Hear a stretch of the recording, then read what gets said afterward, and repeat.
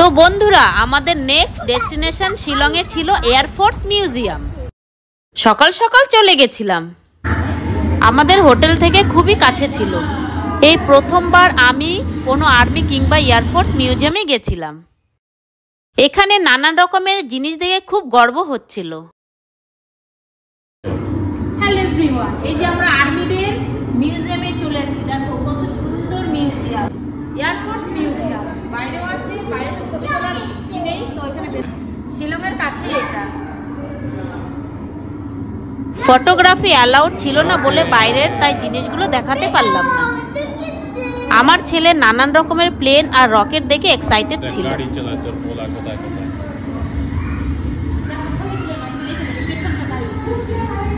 এই মিউজিয়ামটা শিলং 7 মাইলে অবস্থিত।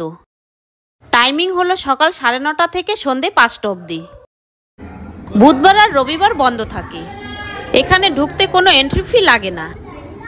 প্রচুর ছবি আছে এখানে।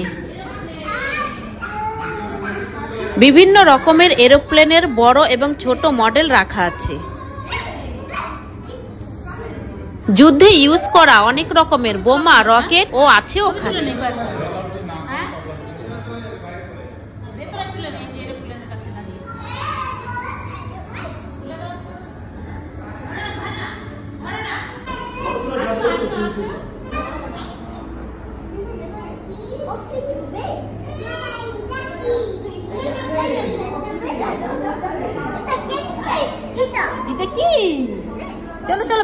অনেক জায়গা ছিল ছবি তোলার।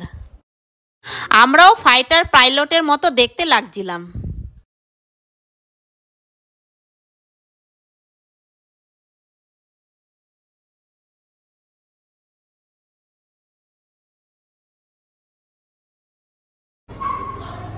হ্যালো এভরিওয়ান, এই যে দেখো অন্য একটা মিউজিয়াম, কত সুন্দর দেখতে। এটা মেঘালয়ের, ওটা মেঘালয়, ওটা আসাম, আর ওটা অরুণাচল প্রদেশ, ত্রিপুরা।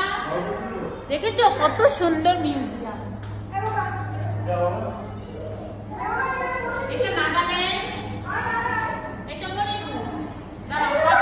এই মিউজিয়ামের অন্য আরেকটা পার্টে দেশের নানান জায়গার জামা কাপড় আর সংস্কৃতি তুলে ধরা হয়েছিল।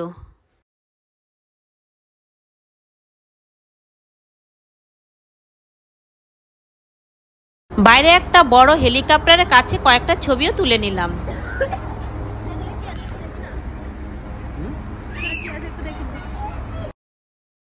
আবার দেখা হবে নেক্সট ভিডিওতে। আমার ভিডিওটি যদি ভালো লেগে থাকে লাইক, কমেন্ট, শেয়ার অবশ্যই করবেন। ভিডিওটি দেখার জন্য ধন্যবাদ।